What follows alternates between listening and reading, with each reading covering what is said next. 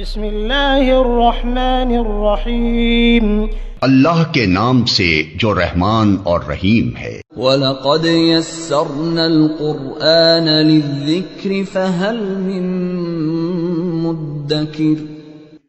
ہم نے اس قرآن کو نصیحت کے لیے آسان ذریعہ بنا دیا ہے، پھر کیا ہے کوئی نصیحت قبول کرنے والا؟ بسم اللہ الرحمن الرحیم۔ وَلِسُلَيْمَانَ الرِّيحَ غُدُوُّهَا شَهْرٌ وَرَوَاحُهَا شَهْرٌ وَأَرْسَلْنَا لَهُ عَيْنَ الْقِطْرِ وَمِنَ الْجِنِّ مَن يَعْمَلُ بَيْنَ يَدَيْهِ بِإِذْنِ رَبِّهِ وَمَن يَزِغْ مِنْهُمْ عَنْ أَمْرِنَا نُذِقْهُ مِنْ عَذَابِ السَّعِيرِ۔ يَعْمَلُونَ لَهُ مَا يَشَاءُ مِن مَّحَارِيبَ وَتَمَاثِيلَ وَجِفَانٍ كَالْجَوَابِ وَقُدُورٍ رَّاسِيَاتٍ اعْمَلُوا آلَ دَاوُودَ شُكْرًا وَقَلِيلٌ مِّنْ عِبَادِيَ الشَّكُورُ۔ یہ سورۃ السبا کی آیت نمبر 12 ہے۔ اللہ تبارک و تعالیٰ نے اپنے شکر گزار بندوں کا تذکرہ فرمایا ہے، جن میں حضرت داؤد علیہ السلام کا ذکر اس سے پہلی آیت میں ہوا، اور ان پر اللہ تعالیٰ کے فضل و احسان کا ذکر ہوا۔ اب فرمایا کہ وَلِسُلَيْمَانَ الرِّيحَ، اور ہم نے سلیمان علیہ السلام کے لیے ہوا کو تابع کر دیا تھا، یعنی وَسَخَّرْنَا لِسُلَيْمَانَ الرِّيحَ، جس طرح پہلے فرمایا کہ اللہ تعالیٰ نے داؤد علیہ السلام پر احسان فرمایا تھا کہ پہاڑ ان کے ساتھ ان کی معیت میں تسبیح کیا کرتے تھے، تو حضرت سلیمان علیہ السلام جو داؤد علیہ السلام کے فرزند ہے، اور یہ وہ دوسرے عبد منیب ہے، اس کا ذکر آیت نمبر 9 میں ہوا کہ ان فی ذلک لآیۃ لکل عبد منیب۔ تو عبد منیب اور وہ بندہ جو اللہ کی طرف رجوع کرنے والا ہو، ان کی مثال ایک تو داؤد علیہ السلام ہے اور دوسرے عبد منیب سلیمان علیہ السلام۔ تو سلیمان علیہ السلام کے لیے ہم نے تابع کر دیا الریح ہوا، غدوها شہر، جس کا صبح کا چلنا 1 مہینے کی مسافت، ورواحها شہر، اور شام کا چلنا 1 مہینے کی مسافت۔ یعنی اللہ تعالیٰ نے ہوا کو ان کے تابع کیا، اور وہ جب ہوا کو حکم دیتے تو وہ ہوا اسی طرف چل پڑتی، اور جتنا وہ انہیں کہتے تیز کا اور سلو کا، وہ اسی طرح چلتی، اور ہوا ان کے حکم کے تابع تھی اور ان کی بات مانتی تھی۔ اور اس کی صورت کیا تھی حقیقی معنوں میں اللہ ہی بہتر جانتا ہے، لیکن اس کی وجہ سے وہ سفر ان کے لیے جو کہ 1 مہینے کا سفر ہو، عام رفتار میں چلنے پر جس مسافت پہ 1 مہینہ صرف ہوتا تھا، وہ اس 1 مہینے کے سفر کو آدھے دن میں صبح سے زوال کے وقت تک اس میں 1 مہینے کی مسافت طے کرتے، اور پھر زوال سے لے کر مغرب تک جس کو رواح کہتے ہیں، اس میں بھی اتنی مسافت طے کرتے۔ گویا کہ اگر وہ صبح روانہ ہوتے تو جا کر شام کو واپس بھی پہنچ جاتے ہیں، یہ 1 مہینے کی مسافت ان کے جانے کی تھی، تو 1 مہینے پھر وہ واپسی بھی لوٹ سکتے تھے۔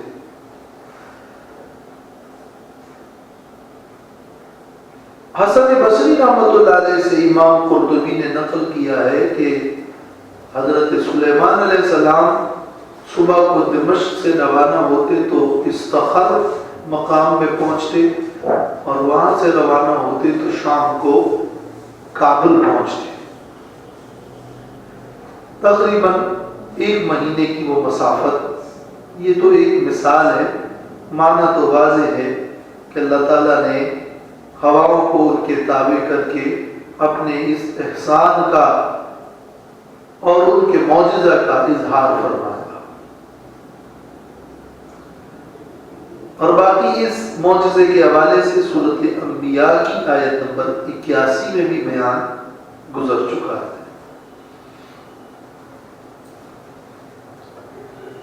وَأَصَلْنَا لَهُ عَيْنَ الْقِطْرِ، وَأَصَلْنَا سَالَ يَسِيلُ، اس کا مطلب ہوتا ہے بہنا، اور اسی سے باب افعال ہو، اصال یسیل تو اس کا مطلب بہانا۔ تو وَأَصَلْنَا لَهُ، اور ہم نے بہایا ان کے لیے عین القطر، تانبے کے چشمے کو۔ اللہ نے سلیمان علیہ السلام کو یہ معجزہ بھی عطا فرمایا کہ تانبے کو ان کے لیے نرم کر دیا، اور تانبے کا ایک چشمہ ان کے لیے جاری فرمایا۔ جس طرح اللہ نے حضرت داؤد علیہ السلام کے لیے لوہے کو نرم کر دیا، تو سلیمان علیہ السلام کا یہ معجزہ تھا کہ اللہ نے ان کے لیے تانبے کا ایک چشمہ جاری فرمایا، اور اس کی صورت کیا تھی یہ بھی ہو سکتا ہے کہ اس سے پہلے، جیسے کہ بعض مفسرین نے ذکر کیا، تانبا نرم نہیں ہوتا تھا کہ اللہ نے سلیمان علیہ السلام کے لیے تانبے کو نرم کر دیا، یا بغیر آگ میں سلگائے وہ تانبا ان کے لیے نرم کر دیا، یا تانبے کو اس کے معدن کے اندر ہی، جس طرح پانی کا چشمہ ہوتا ہے، اسی طرح اللہ نے ان کے لیے تانبے کا ایک چشمہ جاری کر دیا۔ کچھ روایات میں اس کی کچھ مدت بھی بیان کی جاتی ہے کہ اتنی مدت کے لیے ان کے لیے یہ چشمہ جاری اور رواں کر دیا، مگر اس کی ضرورت نہیں۔ وَأَصَلْنَا لَهُ عَيْنَ الْقِطْرِ، اور یہ بھی معنی ہو سکتا ہے کہ اللہ نے گویا زیر زمین تانبے کو ان کے لیے، اور گرم تانبے کو ان کے اوپر منکشف کر دیا۔ وَمِنَ الْجِنِّ مَنْ يَعْمَلُ بَيْنَ يَدَيْهِ بِإِذْنِ رَبِّهِ، یہ وَمِنَ الْجِنِّ یہ عطف ہے ریح پر، وَسَخَّرْنَا لِسُلَيْمَانَ الرِّيحَ وَمِنَ الْجِنِّ وَسَخَّرْنَا مِنَ الْجِنِّ، اور ہم نے تابع کر دیا سلیمان علیہ السلام کے لیے جنوں کو، جنوں میں سے ان کو جو کام کرتے تھے اور عمل کرتے تھے بین یدیہ ان کے سامنے، لیکن یہ سب بِإِذْنِ رَبِّهِ ان کے رب کے حکم سے تھا۔ معجزہ اور کرامت نبی اور ولی کے اختیار میں نہیں ہوتی، بلکہ اس کا اختیار اور اس میں تاثیر ڈالنے والا اللہ رب العالمین ہے۔ اور اللہ تعالیٰ نے نبی سلیمان علیہ السلام کے ہاتھ پر اس کا اجرا فرمایا، اور یہ ان کے لیے باعث فضل اور شرف بھی تھا، اور یہ بِإِذْنِ رَبِّهِ میں جواب بھی ہے کہ وہ اس سے کوئی خدا اور عالم تکوین کے مالک نہیں بنے، بلکہ یہ اللہ کے حکم اور اجازت سے ایسا ہوتا تھا۔ اور بِإِذْنِ رَبِّهِ کی قید میں اس بات کا بھی جواب ہے کہ جو لوگ سلیمان علیہ السلام کی طرف جادو اور سحر کو منسوب کرتے ہیں جیسے کہ یہود کرتے تھے، تو انہیں بھی بتایا جا رہا ہے کہ یہ کوئی جادو نہیں تھا کہ ان کے پاس کوئی جادو کی انگوٹھی تھی یا جادو کی کوئی چھڑی تھی جس سے ان کی حکمرانی چلتی تھی، اور بعض اسرائیلی من گھڑت واقعات اور قصے بھی اس پر مبنی ہیں۔ اور یہود نے جو باتیں بنائی ہے وہ سب غلط ہے، بلکہ یہ رب کا حکم تھا، اور اللہ نے ان کو یہ معجزہ عطا فرمایا تھا کہ جنوں کو ان کے تابع کر دیا تھا۔ اور جن سے مراد اللہ تعالیٰ کی ایک مخصوص مخلوق ہے جن کو اللہ نے آگ سے پیدا کیا ہے۔ اس سے مجازی معنی مراد لینا کہ جن سے مراد کوئی اور طاقتور دیہاتی لوگ ہیں یا تعویل کرنا، اس کی کوئی حاجت اور ضرورت نہیں، اور یہ اس ظاہر آیت کی مخالفت ہے۔ جیم نون کا لفظ جس لفظ میں عربی میں ہوتا ہے اس میں عموماً سطر کا مفہوم ہوتا ہے اور پوشیدگی کا معنی ہوتا ہے، اور اسی لیے ڈھال کو جنہ تم کہتے ہیں، الصوم جنہ، روزہ ڈھال ہے کہ اس کے ذریعے سے بھی ایک سطر ہے اور بچاؤ، اور اسی اعتبار سے فلما جن علیہ اللیل، جب رات چھا گئی، چھا جانے کے لیے جنہ کا لفظ استعمال ہوا، اور اسی سے جنت کا لفظ بھی ہے کہ درخت اتنے زیادہ ہو کہ جس نے زمین کو چھپائی ہو اور ایک گھنا باغ ہو، تو اس کے لیے لفظ جنت ہے۔ اور جناح کا لفظ ہے جو پر ہے اور بغل جو پوشیدہ ہے، تو اس اعتبار سے جن کو بھی جن اس لیے کہتے ہیں کہ وہ بھی نظروں سے پوشیدہ ہوتے ہیں۔ وَمَنْ يَزِغْ مِنْهُمْ عَنْ أَمْرِنَا، اور جو کوئی ٹیڑھا ہوگا ان میں سے اور روگردانی کرے گا، یزغ منہم یعنی یمیلو، یعدلو و یمیلو، جو حکم عدولی کرے گا اور ٹیڑھا چلے گا اور مائل ہوگا کسی اور طرف، عن امرنا ہمارے حکم سے،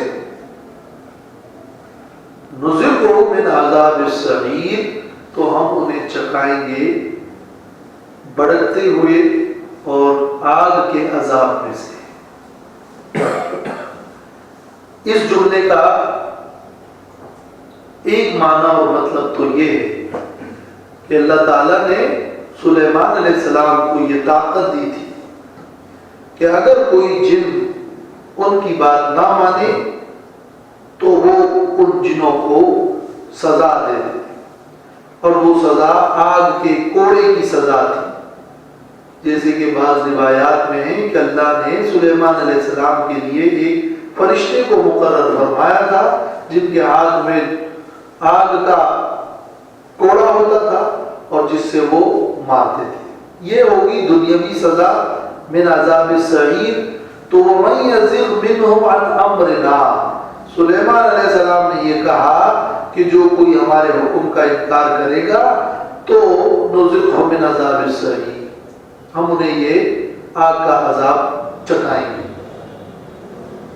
لیکن زیادہ ظاہر من عذاب السعیر سے یہ ہے کہ یہ اخروی اور جہنم کا عذاب ہے، اور یہ ارشاد اللہ رب العالمین کا ہے کہ ہم نے ان جنوں کو کہا تھا جن میں اچھے بھی تھے اور برے بھی تھے کہ جو کوئی سلیمان علیہ السلام کے حکم کی نافرمانی کرے گا اور ان پر ایمان نہیں لائے گا، ان کی اطاعت نہیں کرے گا بحیثیت پیغمبر، وہ گویا اللہ کے حکم کی نافرمانی، تو جو ہمارے اس حکم کی نافرمانی کرے گا اور سلیمان علیہ السلام کی اطاعت نہیں کرے گا تو ہم پھر آخرت میں انہیں جہنم کا عذاب چکھائیں گے۔ یہ معنی زیادہ واضح اور متبادر ہے۔ جنات سلیمان علیہ السلام کے لیے کیا کام کرتے تھے؟ یعملون لہ ما یشاء، وہ عمل کرتے تھے ان کے لیے ما یشاء، جو وہ چاہتے تھے، جو کام وہ ان سے کروانا چاہتے، کرنا چاہتے، اور جنہوں کو اللہ نے طاقت دی ہے تو جن ان کے وہ کام کرتے ہیں۔ وہ کیا کام بناتے ان کے لیے؟ من محاریب، عمارات۔ محاریب کا لفظ محراب کی جمع ہے، اور محراب لغت میں کل موضع مرتفع، ہر اس جگہ کو کہتے ہیں جو بلند ہو، لہذا کوئی شرف والی جگہ، کوئی بلند جگہ، کوئی اچھی عمارت، کوئی مسجد، ان سب کو، اور کوئی عبادت خانہ، یہ لفظ محراب اس معنی میں قرآن مجید میں اور عربی لغت میں مستعمل ہے۔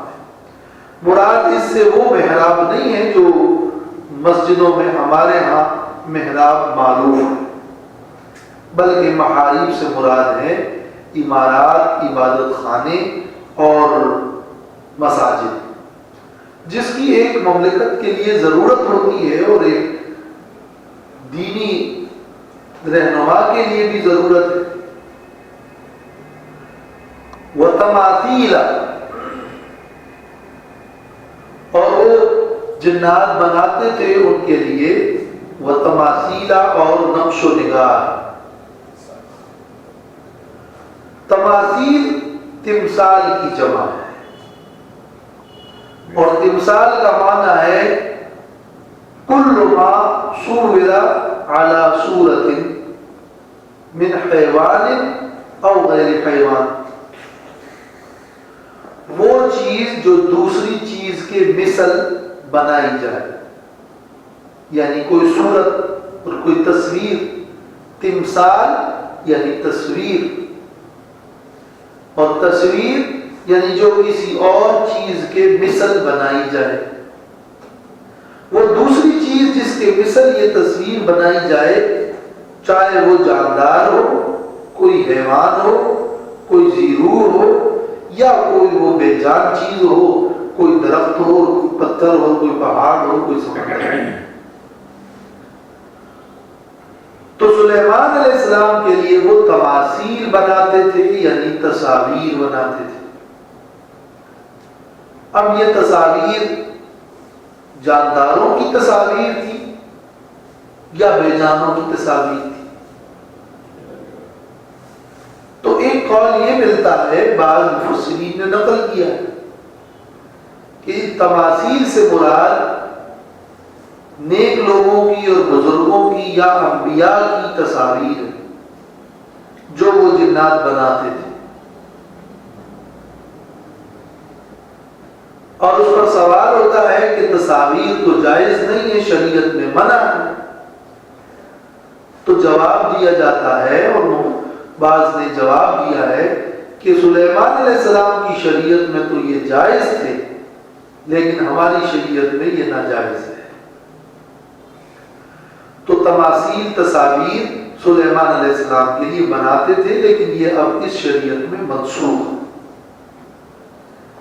لیکن یہ بات کہ مراد تماثیل سے جانداروں کی تصاویر ہے،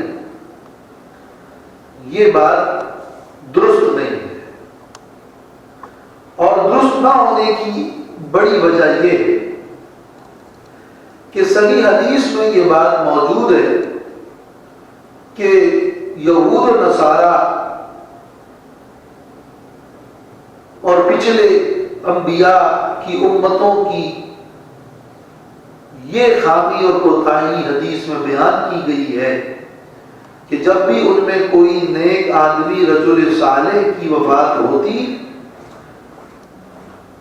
تو بنوا علی قبرہ مسجدا وصوروا فیہ تلک الصور،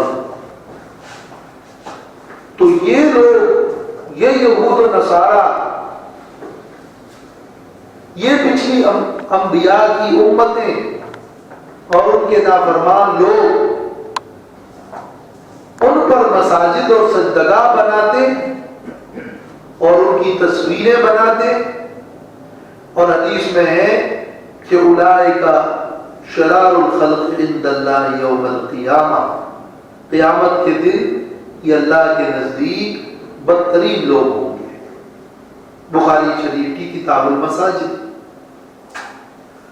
تو پچھلی امتوں کے برے اعمال میں یہ بات ذکر ہے کہ انہوں نے اپنے انبیاء کی تصویریں بنائی، اور یہ صحیح حدیث میں ذکر ہے۔ تو نبی سلیمان علیہ السلام کی شان سے تو یہ بہت ہی بعید ہے کہ جانداروں کی تصویریں انہوں نے جنات سے بنوائی یا انبیاء کی تصویریں بنوائی۔ حدیث سے ثابت ہو گیا کہ ان کی شریعت میں بھی یہ روا اور جائز نہیں تھا، اور اس کی تو مذمت ہوئی۔ اور ان تصویروں کی ممانعت والی باتیں آج تک تورات میں اور ان کے صحائف کے اندر موجود ہے، لہذا اس سے بھی یہ ثابت ہے کہ یہ سلیمان علیہ السلام نے جانداروں کی تصویریں بنانے کا حکم نہیں کیا تھا، اور یہود اور نصارہ نے ان انبیاء علیہ السلام کے حوالے سے جس قدر غلط سلط روایات مشہور کی ہیں اور ان کی شان میں باتیں کی ہیں، وہ ان انبیاء کی شان سے بہت بعید ہے، لہذا اس پر کسی قسم کا کوئی اعتماد نہیں کیا جا سکتا۔ تو جب پچھلی امتوں میں جو کام شرک کا باعث بنا، ان کی سلیمان علیہ السلام کیسے حکم دے سکتے تھے؟ تو مراد جانداروں کی تصویریں نہیں، اور تمثال کا لفظ جانداروں کی تصویر کے لیے متعین بھی نہیں ہے، بلکہ غیر جاندار کی تصویروں کو بھی تمثال کہتے ہیں۔ لہذا مراد اس تماثیل سے نقش و نگار ہے اور زیب و زینت کے نقشے ہیں، اور اس سے مراد جانداروں کی تصویریں نہیں ہیں۔ اس سے مجسمے اور جانداروں کی تصاویر مراد ہی نہیں ہے۔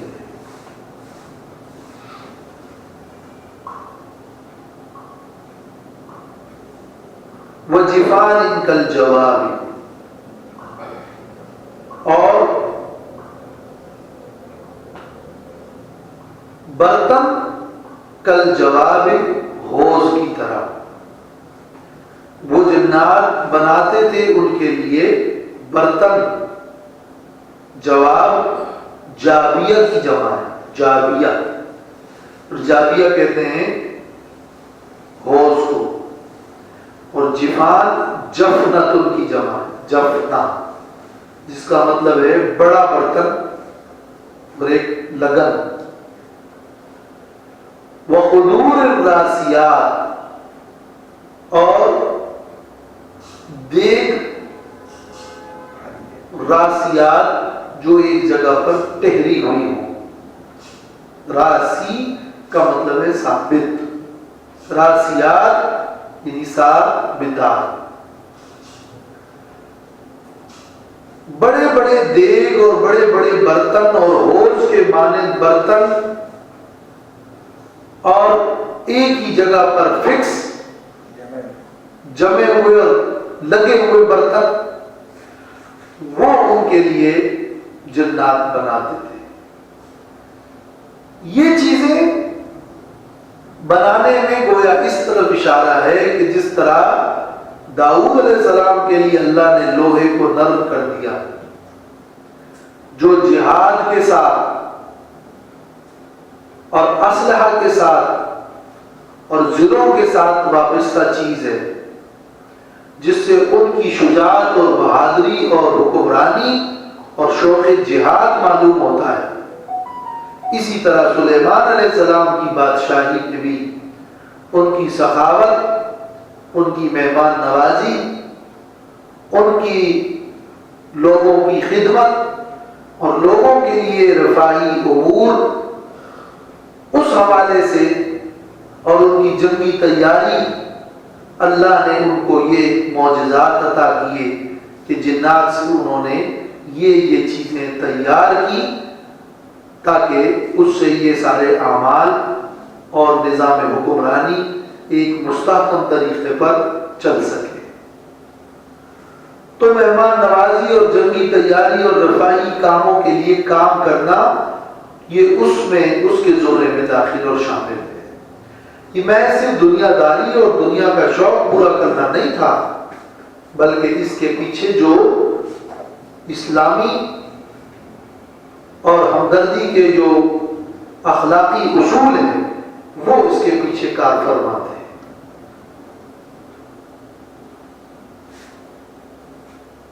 اعملوا آل داؤد شکرا، عمل کرو اے داؤد علیہ السلام کی اولاد، شکر کا۔ کون سا عمل کرو؟ شکر والا عمل کرو۔ آل داؤد یعنی یا آل داؤد، اور یہ شکرن اعملو کے لیے مفعول بھی بن سکتا ہے، یا یہ شکرن مفعول لہو ہے۔ اے آل داؤد عمل کرو شکر کی وجہ سے، اللہ کا شکر بجا لانے کے لیے تمہیں عمل کرنے کی ضرورت ہے، جس کو شکر عملی کہتے ہیں۔ شکر یہ ہے کہ اللہ نے جو نعمت عطا کی ہے اس نعمت کی نسبت اللہ رب العالمین کی طرف کرے، منعم کی طرف کرے، اس کا اعتراف کرے، یہ اعتقاد رکھے، یہ دل سے شکر، پھر زبان سے اس کا اقرار اور اسی کی ثنا کے پر رتب اللسان ہو تو یہ شکر لسانی ہے، اور سب سے بڑھ کر اپنے عمل سے اس بات کا ثبوت پیش کرے کہ جو نعمتیں اللہ نے عطا کی ہے ان نعمتوں کو اللہ کی فرمانبرداری میں استعمال کرے۔ یہ ہے نعمتوں کا شکر ادا کرنا۔ تو یہ شکر عملی کا ذکر ہے۔ عمل کرو شکر کے لیے، عمل کرو شکر کے لیے۔ جب یہ شکر مفعول لہو ہو عربی ترکیب کے اعتبار سے تو اس کا معنی ہے کہ عمل کرو شکر کے لیے، اور حال ہو سکتا ہے کہ عمل کرو اس حال میں کہ تم شکر کرنے والے ہو۔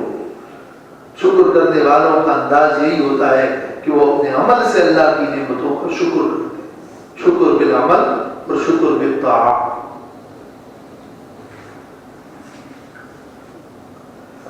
تو حضرت داؤد علیہ السلام کی بندگی اور عبادت اس کا تو ذکر احادیث میں ہوا ہے۔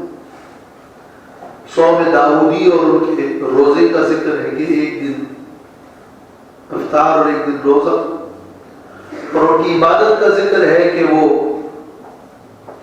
آدھی رات عبادت کرتے تھے، پھر 2/3 آرام کرتے، اور پھر 2/3 عبادت کرتے اور پھر 1/10 آرام کرتے، یعنی 1/6 حصہ۔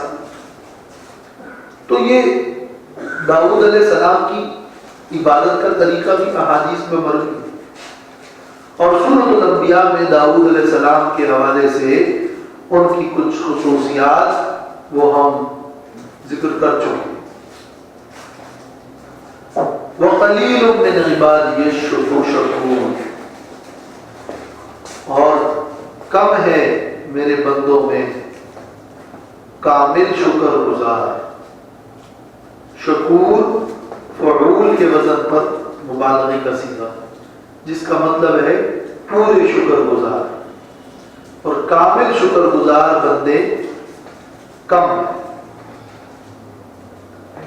من عبادی، میرے بندوں میں، عبدیت ایک تو یہ ہے کہ ایک اللہ کا خاص بندہ، وہ عباد الرحمن، وہ رحمان کے خاص بندے۔ عبدیت اللہ کی بندگی کا ایک عمومی معنی ہے، جس کا مطلب یہ ہے کہ ساری چیزیں اللہ کے تابع ہیں اور اللہ کے بندے ہیں، اللہ کے حکم کے تابع ہیں۔ یہ عبدیت عموم، عبدیت عام ہے۔ اور ایک عبدیت خاصہ ہے، خاص بندے رحمان کی۔ یہاں عبدیت عمومی مراد ہے، خاص بندے مراد نہیں۔ میرے بندے جو میرے تابع ہیں چاروں نہ چار، ان میں شکور کم ہے، اس لیے کہ برے لوگ زیادہ ہیں، نیک لوگ موحدین اور ایمان والے کم ہیں۔ وَقَلِيلٌ مِّنْ عِبَادِيَ الشَّكُورُ۔ اور شکور کا لفظ مبالغے کے اندر اس کا مطلب یہ ہے کہ پورے شکر گزار۔ تو ایک شکر تو یہ ہے کہ جس کو شکر خاصہ کہہ لیں، ایک شخص کو اللہ نے مال سے نوازا ہے اور اس نے مال کی زکوٰۃ دے دی، یہ مال کا شکر ادا کیا، تو اس اعتبار سے تو وہ شاکر ہو گیا کہ اس نے اپنے مال کا شکر ادا کر دیا۔ لیکن اگر وہ دوسری عبادات بجا نہیں لاتا اور نافرمانیاں کرتا ہے تو وہ شکر، خاص شکر تو کرتا ہے، کسی ایک نعمت کا شکر تو کرتا ہے، لیکن بالمجموع وہ شکور نہیں۔ وہ شاکر اور خاص شکر میں تو ہے، لیکن وہ شکور اور کامل شکر گزار نہیں ہے۔ کامل شکر گزار اور شکر مطلق یہ ہے کہ ہر نعمت پر شکر گزار، ہر لمحے شکر گزار۔ یہ شکور مبالغہ ہے، اس اعتبار سے کامل شکر گزار تو بہت تھوڑے۔ کبھی کبھار سخت اوقات میں اللہ کو پکارنے والے تو مشرکین بھی ہوا کرتے تھے، مگر ہر وقت اللہ رب العالمین کو پکارنے والے موحدین شکور و کم، اس لیے شکور کا لفظ پورے شکر گزار۔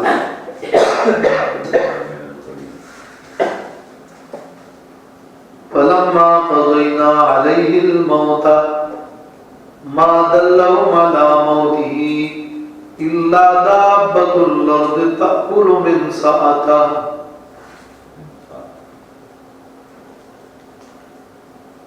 پس جب ہم نے فیصلہ کیا ان پر موت کا،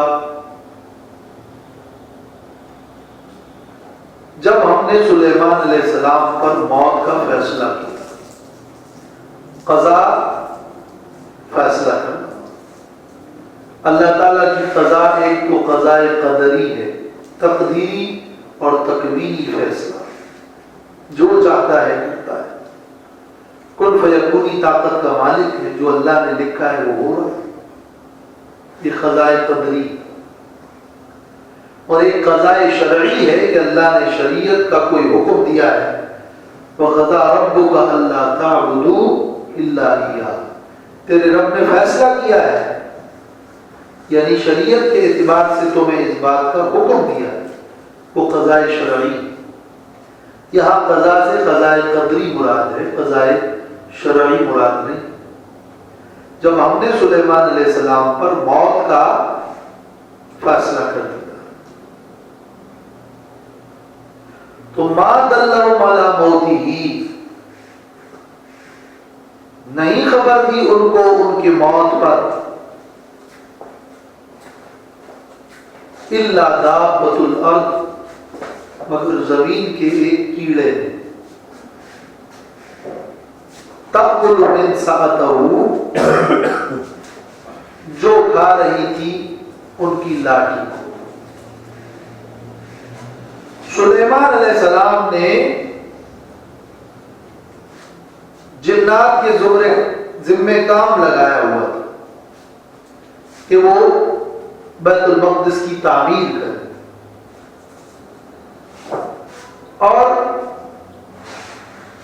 اس تعمیر کا یہ جو سلسلہ ہے یہ داؤد علیہ السلام سے شروع ہوا تھا، اور جب وہ وفات پانے لگے تو انہوں نے وصیت کی کہ میرے بعد اس کی تکمیل کریں، اور سلیمان علیہ السلام اس وصیت کو پورا کرنے میں لگے تھے، اور جنات سے بھی انہوں نے یہ کام لیا، جیسے کہ ذکر ہے کہ یعملون لہ ما یشاء من محاریب۔ تو اللہ تعالیٰ نے سلیمان علیہ السلام کی مدت اور اجل جب پوری ہوئی تو ان کو خبر دی، اور انبیاء علیہ السلام کے لیے یہ خصوصیت ہے اور یہ ان کی عزت کا باعث ہے کہ اللہ رب العالمین انہیں بتاتا ہے کہ تمہاری موت کا وقت آ چکا ہے۔ تو سلیمان علیہ السلام نے اللہ سے یہ دعا کی کہ میری موت پر ان جنات کو خبر نہ ہو۔ تو کھڑے کھڑے یا بیٹھے بیٹھے ہی عصا اور اپنی لاٹھی پر ٹیک لگائے ہوئے ان کو موت آ گئی، اور جنات وہ انہیں دیکھ رہے تھے اور خیال تھا کہ وہ حیات ہے اور وہ زندہ ہے، جبکہ ان کی موت واقع ہو چکی تھی۔ اور یہ پتہ کیسے چلا بعد میں، جب ان کی لاٹھی کو ایک کیڑے نے اور دیمک نے کھانا شروع کر دیا اور وہ لاٹھی ٹوٹ گئی، تو سلیمان علیہ السلام گر پڑے، اور جب وہ گر پڑے تو پتہ چلا لوگوں کو، جنات کو، کہ سلیمان علیہ السلام کی وفات ہو گئی۔ اور جب تک وہ کام جو کہ ان کی نگرانی میں، ان کی بادشاہت میں، ان کے رعب میں ہونا ممکن تھا، وہ کام ہو گئے۔ مقصد کیا ہے اس آیت کے بیان کرنے میں؟ ایک مقصد تو یہ ہے کہ سلیمان علیہ السلام اتنے جلیل القدر پیغمبر، اتنی بڑی بادشاہت، اتنا بڑا اللہ کا ان پر احسان، لیکن وہ عاجز تھے، ان کو موت بھی آئی، اور موت کے بعد بھی وہ اتنے عاجز تھے کہ جب لاٹھی ٹوٹ گئی تو ان کا جسد مبارک گر پڑا۔ لہذا اللہ کے نیک بندوں پر اللہ نے بہت بڑا احسان اور کرم فرمایا، لیکن ان کو خدائی طاقت نہیں دی، وہ عاجز تھے، وہ اللہ کے پیارے بندے تھے، وہ عبادت کے لائق نہیں۔ تو سلیمان علیہ السلام کی موت اور ان کا عجز ذکر کرنا مقصد ہے۔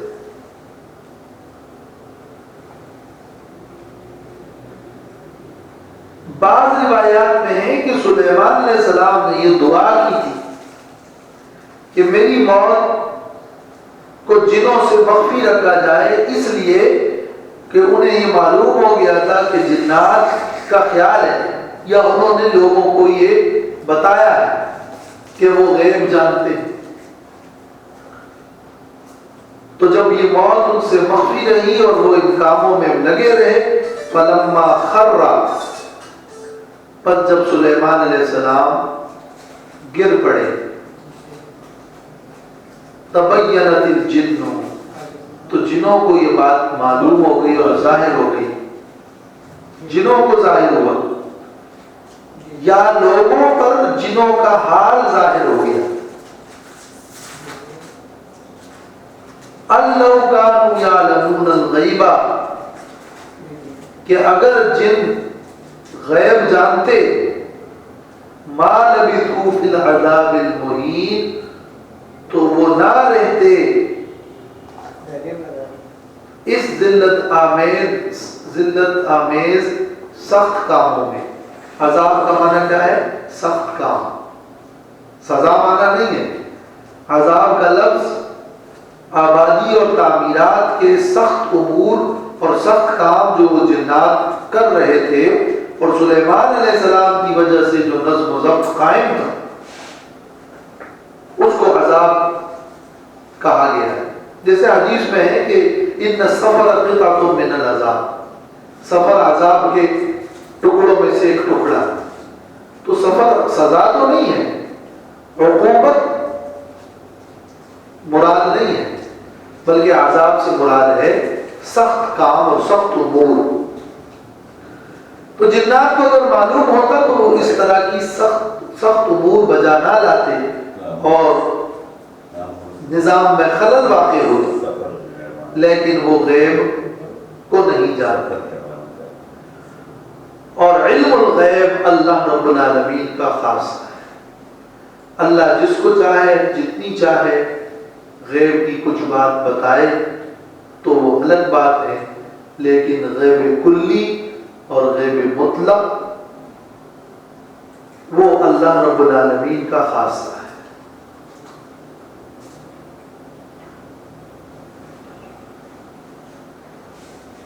مفسرین نے لکھا ہے کہ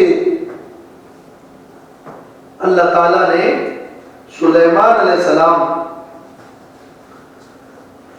کی لاٹھی پر ایک دیمک کو لگایا جس سے وہ لاٹھی ٹوٹ گئی اور وہ گر پڑے. اس سے یہ بات تو معلوم ہوتی ہے کہ اس میں ایک مدت اور ایک عرصہ لگا تھا، لیکن یہ کہ وہ کتنا عرصہ تھا یہ بات کسی حدیث میں موجود نہیں ہے، کسی آیت میں موجود نہیں. امام قرطبی رحمہ اللہ نے یہ ایک روایت نقل کی ہے کہ 1 سال تک سلیمان علیہ السلام کھڑے رہے، اور جو روایت تفاسیر میں چل پڑی ہے اور اس پر یہ سوال بڑا وزنی قائم ہوتا ہے کہ اس پورے عرصے میں سلیمان علیہ السلام، ان کے خادم، ان کی عبادت، ان کا کھانا، ان کے ازواج، کیا ان سب لوگوں کو ان کی موت کی خبر نہ ہوئی، اور یہ کیسے ممکن ہے؟ لہذا اور اس سوال کو قائم کر کے اس سوال کا جواب دینے کی طرف مفسرین کی تفاسیر میں کہیں کوئی تفصیل نہیں ملتی، چند ایک آدھ تفسیروں کے علاوہ، جن میں یہ بات ہے کہ یہ 1 سال والی بات کوئی قرآن کی آیت یا احادیث صحیح میں مذکور نہیں ہے. اور بعض اس کی کوئی تکلفی توجیہ کرتے ہیں کہ ان کا رعب اور ان کی عبادت کا یہ انداز پہلے سے عادت یہ اس میں مانے ہوا، یا یہ سب خلاف عادت ہوا جس کو یوں ہی مان لینا چاہیے. تو بصر و چشم ہم مان لیتے، لیکن اگر یہ کسی حدیث صحیح میں موجود ہوتا. لیکن اتنی بات تو سمجھ میں آ رہی ہے کہ ایک مدت تو زیادہ تھی، اور یہ سلیمان علیہ السلام کی ایک عادت مبارکہ یا ان کی ایک ہدایت یا عبادت میں ان کا مستقل کھڑا ہونا یا ایسے ہی کچھ خارجی وجوہات تھی جس سے اس مدت میں، جو اگرچہ طویل تھا، کتنا تھا یہ نہیں معلوم، مہینہ بھی ہو سکتا ہے، 15 دن بھی ہو سکتے ہیں، ہفتہ بھی ہو سکتا ہے، لیکن لوگوں کو ان کی خبر نہ ہوئی. اور ما دلهم على موته الا دابۃ الارض، یا پھر یہ کہ ان جنوں کو اس بات کی خبر نہ ہو سکی، اگرچہ کچھ اوروں کو خبر ہوئی ہو، یہ بھی ہم کہہ سکتے ہیں واللہ اعلم. لیکن یہ سلیمان علیہ السلام کی دعا تھی اور ایسا ہی ہوا.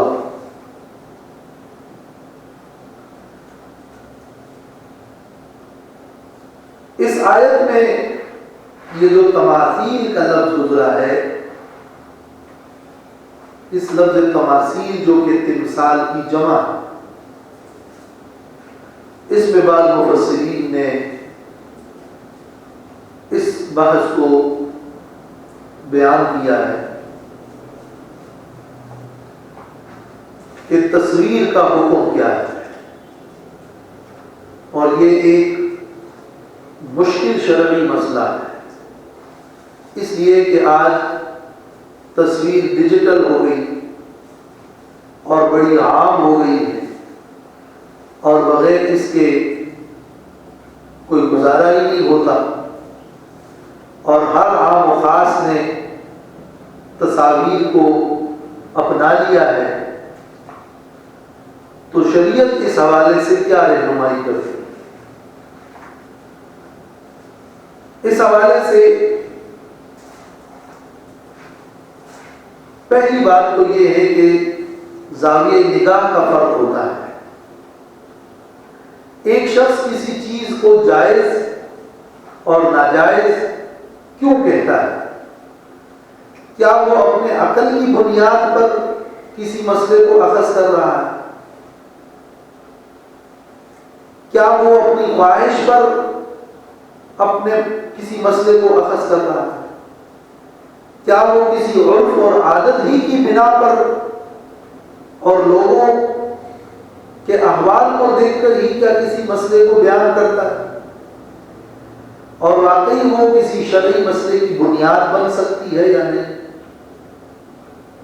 شرعی مسائل تو وہ ہیں کہ جس کا حکم قرآن مجید میں ہو یا رسول اللہ صلی اللہ علیہ وسلم کی سنت میں ہو، اور اگر وہ کوئی نیا مسئلہ اجتہادیہ ہے تو اس پر قرآن و سنت اور اس کے فقہاء کے نزدیک منضبط اصولوں کے تحت وہ اس پر غور کرے۔ تو تصویر کا جو مسئلہ ہے، اس حوالے سے پہلا نقطہ تو یہ ہے کہ صحیح حدیث میں بلکہ احادیث میں، احادیث کثیرہ میں یہ بات موجود ہے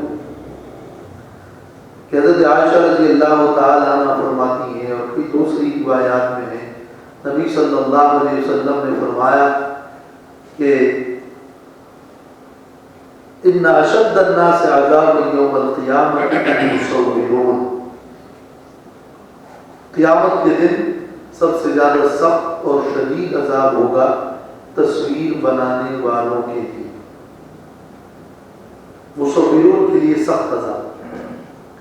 اور ایک حدیث میں ہے کہ کل مصور فی النار، ہر تصویر بنانے والا آگ میں ہے۔ یہ شدید وعید موجود،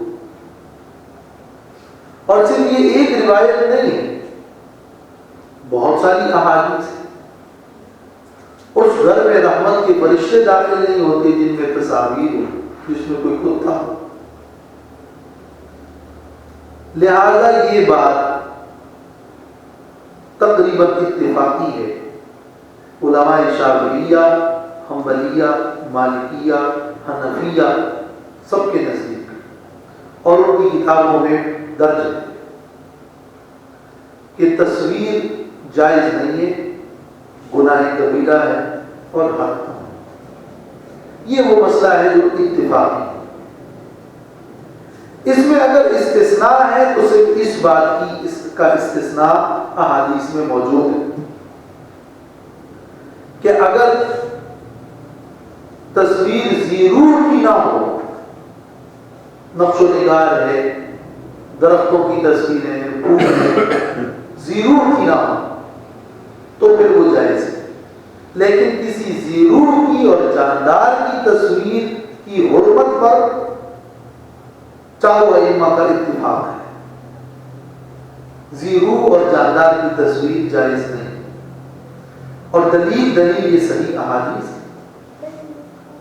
احادیث میں اگر استثناء ہے تو صرف اتنا استثناء ہے کہ اگر زیرور نہیں ہے تو جائز ہے، اور یہ بھی استثناء ہے کہ اگر کسی جاندار کا سر کاٹ دو یا اس کے سر کو بگاڑ دیا تو پھر جائز ہے، ورنہ تصویر کھینچنا اور کھنچوانا شریعت میں جائز ہے۔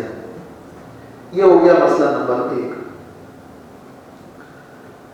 اور اس کی دلیل بالکل واضح ہے، دلیل صحیح احادیث ہے۔ احادیث میں اس حوالے سے یہ کوئی استثناء موجود نہیں ہے کہ وہ ایسی تصویر ہو کہ جو مجسمہ ہو، جس کا کوئی سایہ ہو، اور اگر سایہ نہ ہو تو پھر وہ تصویر نہیں ہے۔ یہ قید احادیث میں موجود نہیں ہے۔ احادیث مبارکہ میں کو مطلقاً ممانعت ہے مصورون کی اور تصویر کی، لہذا تمام ائمہ نے، فقہاء نے یہی سمجھا اور یہی بیان کیا۔ مسئلہ نمبر 2 یہ ہے کہ کوئی عکس اور شبیہ یہ جائز ہے۔ عکس اور شبیہ کیا ہے؟ آئینے میں دیکھ کر آپ کی شبیہ نظر آتی ہے، یا کسی کا سایہ ہے، یا اور کسی دیوار میں کسی چمکدار چیز سے کوئی سایہ نظر آ رہا ہے۔ یہ شبیہ اور یہ سایہ، یہ ظل، یہ عکس، یہ تو دور نبوی سے تعامل ہے، جائز ہے، موجود ہے، تو یہ تو منع نہیں۔ یہ تصویر کے زمرے میں نہیں آتا، یہ تو تصویر ہے ہی نہیں۔ عکس الگ چیز ہے اور تصویر الگ چیز ہے۔ لیکن یہ مسئلہ مشکل تب ہوتا ہے جب بات کی جاتی ہے فوٹوگرافی کی اور ڈیجیٹل تصویر کی، کہ کیا وہ جائز ہے یا نہیں۔ اگر وہ تصویر ہے تو ناجائز ہے، اور اگر وہ عکس ہے اور شبیہ تو جائز ہے، اس لیے کہ عکس بالاتفاق جائز ہے اور تصویر بالاتفاق ناجائز ہے۔ کچھ علماء وہ ہیں جنہوں نے کیمرے کی تصویر کو اور ڈیجیٹل تصویر کو عکس قرار دیا اور شبیہ قرار دیا، اور دلیل یہ دی کہ جس طرح عکس حرکت کرتا ہے، کوئی شیشے میں دیکھتا ہے وہ حرکت کرتا ہے، تو شیشے میں بھی حرکت نظر آتی ہے، تو یہاں بھی یہ ایک متحرک تصویر ہے، کسی جگہ پرنٹ نہیں ہے۔ اگر تصویر کسی جگہ پرنٹ ہوگی، کسی اخبار میں ہوگی، کسی چیز پر ہوگی، کسی دیوار پر ہوگی، یا کسی ایک ریل کے اندر نقش ہوگا، اس وقت تو یہ بالاتفاق تصویر ہے، اس وقت تو یہ بالاتفاق ناجائز ہے، اس وقت تو اس کے جواز کے لیے کوئی بات ہو، کوئی راستہ نہیں۔ لیکن ڈیجیٹل تصویر جو فقط شعاعیں ہوں، کہ شعاعیں آئی اور وہ ریفلیکس ہو گئی اور اس سے ایک شبیہ بنی، تو جس طرح آئینے میں ریفلیکس ہو کر ایک شبیہ بنی، اسی طرح کیمرے میں بھی وہ ایک شبیہ بنی۔ لہذا کچھ علماء نے یہ کہا، بعض نے تو اس لیے کہ وہ اس میں گرفتار ہوئے، یا بعض نے اس لیے کہ باقاعدہ ان کی تحقیق اور ان کو سمجھ میں نہیں آئی کہ یہ تصویر اس لیے نہیں ہے کہ یہ عکس ہے اور یہ شبیہ ہے اور یہ ظل ہے، یہ آئینے اور پانی وغیرہ میں نظر آنے والی شبیہ کی مانند ہے۔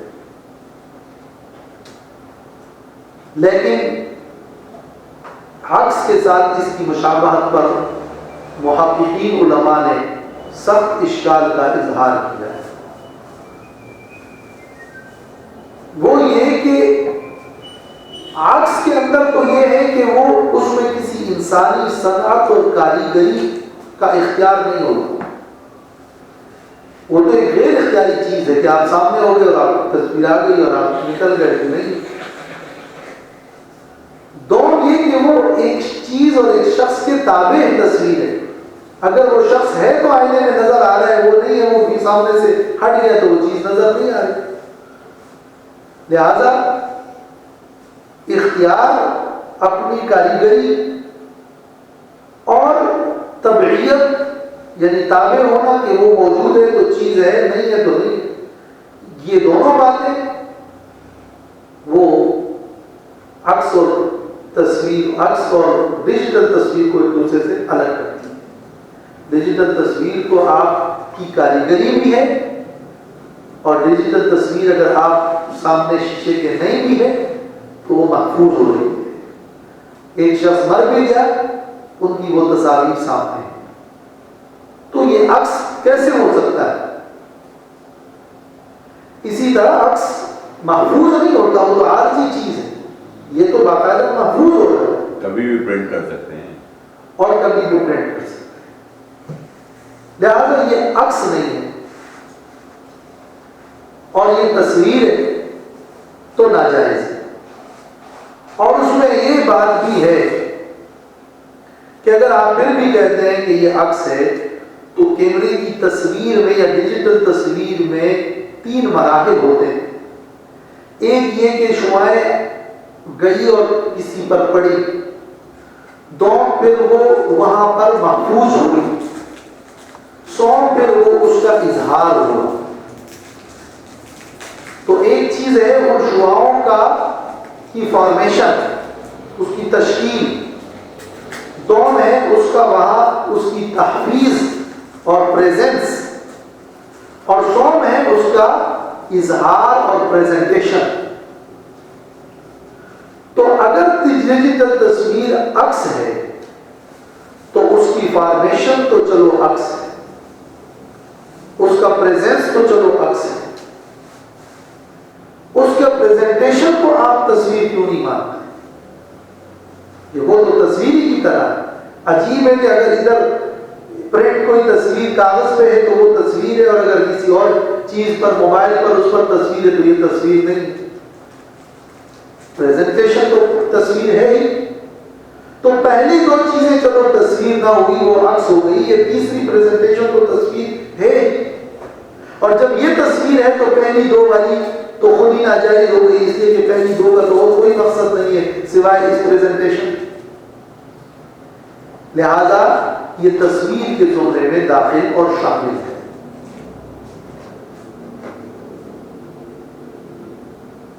اب اگر آپ یہ کہتے ہیں جیسے کہ بعض اہل علم نے یہ خیال ظاہر کیا کہ اگرچہ یہ عکس تو نہیں ہے لیکن اس ڈیجیٹل تصویر کی ایک مشابہت ہے تصویر کے ساتھ اور ایک مشابہت ہے عکس کے ساتھ، لیکن عکس کے ساتھ اس کی مشابہت زیادہ ہے، لہذا یہ جائز ہونی چاہیے. اور یہ جدید مسئلہ ہے اور ہم قیاس کرتے ہیں، لیکن فقہی اعتبار سے یہ بات درست نہیں ہے کہ فقہی اعتبار سے تو آپ کسی چیز کی ممانعت کی علت تلاش کریں. تصویر کیوں منع ہے؟ علت کیا ہے؟ وہ علت خود حدیث میں موجود ہے. نبی کریم صلی اللہ علیہ وسلم نے فرمایا کہ سب سے سخت عذاب قیامت کے دن ان کو ہوگا الذین یضاہون بخلق اللہ، جو اللہ کی تخلیق کے ساتھ مشابہت کرتے ہیں. تو اللہ تعالیٰ کی تخلیق کے ساتھ مشابہت اور اس کی نقالی، وہ جس طرح ہاتھ سے بنی ہوئی تصویر میں ہے، جس طرح پرنٹ تصویر میں ہے، اسی طرح ڈیجیٹل تصویر میں ہے. چونکہ مشابہت تو ہو رہی ہے اور وجہ حدیث میں وہ بیان ہوئی ہے، تو وہ وجہ جہاں پائی جائے گی تو منع ہے. اس لیے علماء بر صغیر اور اہل علم اور محققین علماء کی یہی رائے رہی ہے کہ تصویر چاہے ڈیجیٹل کیوں نہ ہو وہ عکس نہیں بلکہ وہ تصویر ہی کے حکم میں ہے اور ناجائز ہے. اور اسی پر محققین علماء کا فتویٰ ہے. اس لیے کہ علت تصویر یہاں پائی جاتی ہے.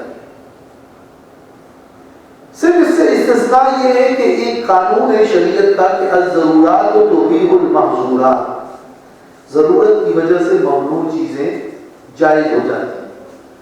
لہذا پوری دنیا سے اور تمدن سے آپ کٹ نہیں سکتے. شناختی کارڈ کے لیے، پاسپورٹ کے لیے اور بہت ساری شناخت کے لیے جو ضروری مقامات ہیں وہاں ضرورت ہوتی ہے تصویر کے، اس کے بغیر تو آپ چل نہیں سکتے. یا نوٹ پر جو تصویریں ہیں، تو یہ وہ چیزیں جہاں آپ کی مجبوری وہاں آپ اس تصویر کو استعمال کریں. اس لیے نہیں کہ یہ جائز ہے، اس لیے کہ یہ ضرورت ہے اور ضرورت سے جواز نکلتی. لیکن تبلیغ اور دعوتی سرگرمیوں کے لیے جو بعض علماء اس کو بضرورت جائز قرار دیتے ہیں، وہ بھی میرے نزدیک بہت ہی محل نظر ہے. دعوت و تبلیغ کے لیے بھی اگر یہ چیز زیادہ ضروری ہوتی اور لازمی ہوتی تو آج تک ہم تک ہمارا دین پورا اچھے طریقے پہ محفوظ پہنچا ہے، جبکہ یہ چیزیں نہیں ہوا کرتی تھی. تو یہ اس کا کوئی ایسی کوئی ضرورت نہیں ہے جو ہماری مجبوری ہے. اس کو آپ مجبوری کے زمرے میں نہیں داخل کر سکتے. ضروریات تو بقدر ضرورت ہوتی ہے. بقدر ضرورت کیا چیز ہے وہ ہم جانتے ہیں, وہ آسانی سے معلوم ہو سکتا. لہذا شوق پورا کرنے کے لیے یا خواہی اپنے آپ کو شو کرنے کے لیے یا عمومی دعوتی اور تبلیغی پروگرامات کے حوالے سے اس تصویر کو ضرورت میں داخل کرنا, اس پر مجھے شرع صدر حاصل نہیں ہوا ہے. کسی کے عمل سے کوئی چیز جائز نہیں ہو جاتا, یہ اچھی طرح یاد رکھیں کہ فلاں عالم کرتا ہے, فلاں مدرس کرتے ہیں یا ہم کرتے ہیں تو لہٰذا یہ جائز ہے, اس کے لیے کوئی راستہ نکالو. بلکہ حتی الامکان اس سے اجتناب کی ضرورت ہے. اور ان تصاویر سے جس قسم کے فتنے پھیلے ہیں وہ آج بھی پھیل رہے ہیں اور بھی زیادہ پھیل رہے ہیں. اس کی ممانعت کی وجہ صرف یہ نہیں تھی جیسے کہ بعض لوگ کہتے ہیں کہ اس سے شرک اور بت پرستی پھیلتی تھی, آج یہ نہیں ہو رہا. آج بھی یہ ہو رہا ہے, شخصیت پرستی اس سے آج بھی پھیل رہی ہے. اور اس کی ممانعت کی وجہ اللہ کی مخلوق اور تخلیق کے ساتھ مشابہت ہے, وہ بھی آج موجود ہے. اس کے ذریعے سے فحاشی و بیانی پھیلتی ہے, وہ بھی آج موجود ہے. تو اگر کوئی دوسرا مقصد بھی ساتھ میں شامل ہو, شخصیت پرستی, بت پرستی, اس کی عبادت کی جا رہی ہے, فحاشی و بیانی ہے, عورتوں کی اور لڑکیوں کی تصاویر ہے, تو پھر اس کی ممانعت تو اور دگنی اور شدید ہو جاتی ہے.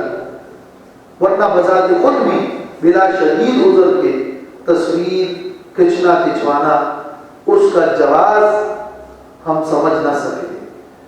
اور یہ ایک مشکل ترین مسئلہ ہے جس میں عام و خاص مبتلا ہے. اللہ تعالیٰ ہماری مغفرت فرمائے. جیسے ہم یہ کر رہے ہیں, مطلب ریکارڈنگ ہو رہی ہے, سب سے بڑا مشکل مسئلہ تو یہ ہے یا تو یہ کریں کہ بندے کی تصویر نہ لگائیں لیکن اس کی آواز اور وہ نشست جو چل رہی ہے وہ اسی طرح ٹرانسلیٹ اور ٹرانسمٹ ہو جائے. جی, یہ سب سے زیادہ بہتر طریقہ ہے. یہ میری خواہش تو یہ ہے کہ یہ جائز ہوگا. میں دلائل کا مطالعہ کرتے کرتے کوشش بھی کی کہ کوئی گنجائش اور راستہ ہو, لیکن شرع صدر نہیں ہوا. کوئی شرع صدر اس پر نہیں ہوا کہ اس کے لیے کوئی جواز کا فتویٰ ہو. اگرچہ بڑے بڑے علماء نے بس کسی نے ضرورت قرار دیا تو ضرورت بھی مجھے سمجھ نہ آ سکی. کسی نے اس کو کوئی اور فوٹوگرافی کے حوالے سے ڈاکٹر محمد نجیب مصری کی کتاب ہے جواب الشافی, پوری کتاب لکھی ہے اور یہ جدید مسائل میں سے کسی نے اختلافی سمجھ کر کچھ گنجائش دے دی. لیکن عزو دلیل جب ہم دلائل کو دیکھتے رہے تو ہمیں جو بات سمجھ میں آئی اسی کو. ہاں, مطلب آئی تھنک کہ پرابلی یہ جیسے ہم لوگوں کے لیے ہے کہ آپ جو ہے وہ دین کا کام کر رہے ہیں اور آپ نے نشر و اشاعت کے جو مروجہ طریقے ہیں اس کو یوٹیلائز کرنا ہے. فار ایگزامپل زیادہ سے زیادہ لوگوں تک پہنچنا ہے, ایک لاجک تو ہے اس میں, تو اس میں یہ کر سکتے ہیں کہ پھر وہ مقرر کی تصویر نہ دی جائے اور اس کی بجائے اس کو اس کے عنوانات دیے جائیں. ہاں, یہ عنوان ہے وہ آیات بڑی اسکرین پہ آ رہی ہوں, لوگ آیات دیکھ رہے ہیں, لوگ اس کے ساتھ جو ہے موضوع دیکھ رہے ہیں, اور اس کو اور اس انداز پہ جو اس کی پریزنٹیشن ہوگی وہ زیادہ بہتر طریقہ ہوگا بنسبت اس کے کہ اس کے ساتھ تصویر. یہ کوئی ایسی حقیقی شرعی ضرورت نہیں. اگرچہ ویڈیو والا معاملہ تصویر کے معاملے سے تھوڑا سا مختلف اور اس میں گنجائش کی صورت کچھ زیادہ ہے بنسبت, لیکن ہے تو تصویر, چاہے آپ اس کو جس طرح بھی اس کو لیں. وہ ایک نقطہ نظر یہ ہے کہ چونکہ وہ حرکت میں ہے, تصویر حرکت میں نہیں ہے, وہ ساکت ہے.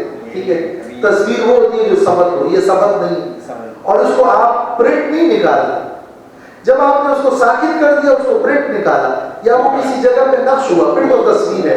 لیکن اگر آپ نے اس کو پرنٹ بھی نہیں کیا, کہیں نکالا بھی نہیں, اور وہ متحرک ہے, تو پھر اس کو تصویر کہنا تھوڑا مشکل ہے.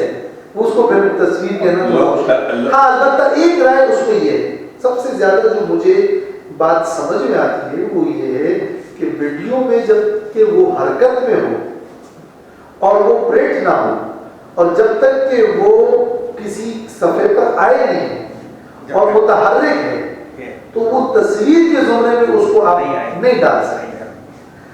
البتہ یہ کہ ایک قول یہ ہے جو بعض اہل علم نے دیا کہ یہ در حقیقت ہزاروں کے سینکڑوں تصاویر کا مجموعہ ہے جس کو یک لمحے چینج کیا جا رہا ہے.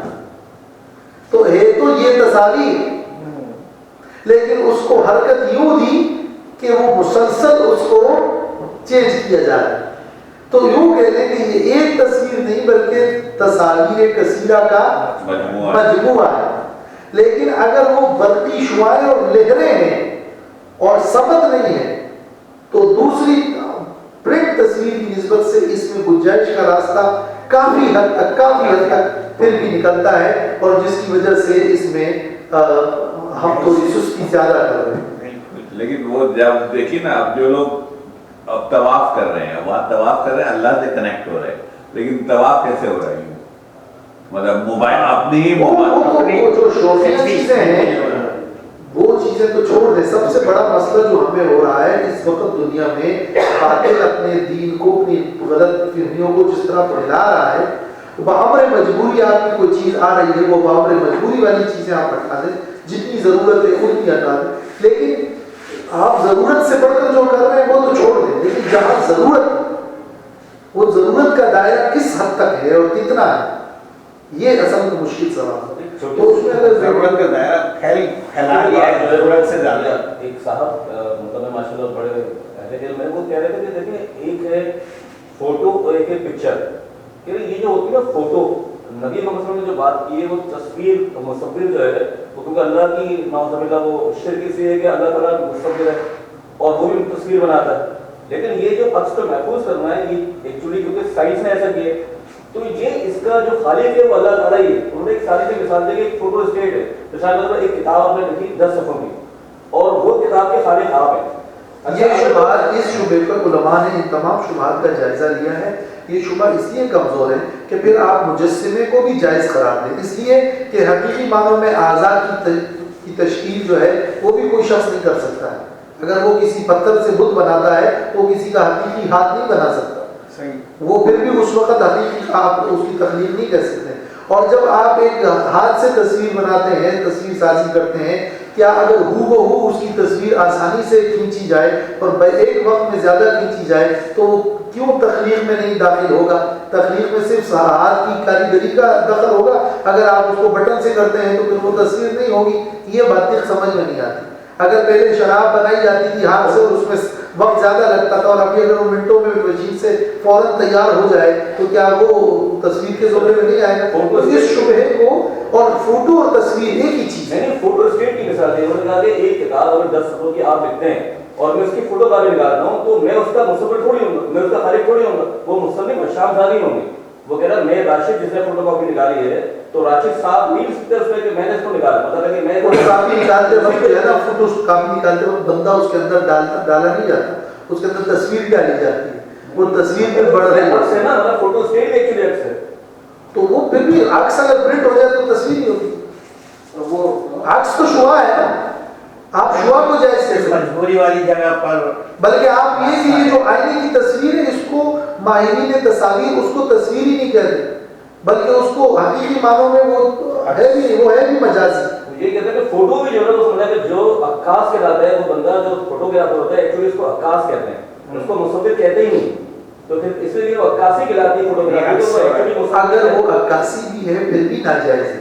میں کہتا ہوں آئینے اور شیشے کی کا عکس جائز ہے. اس کے علاوہ فوٹو کاپی میں جو عکس ہے وہ عکس بھی ناجائز ہے.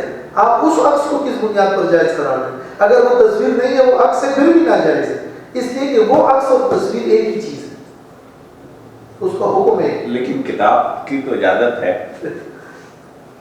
کتاب تو کتاب رہے گی.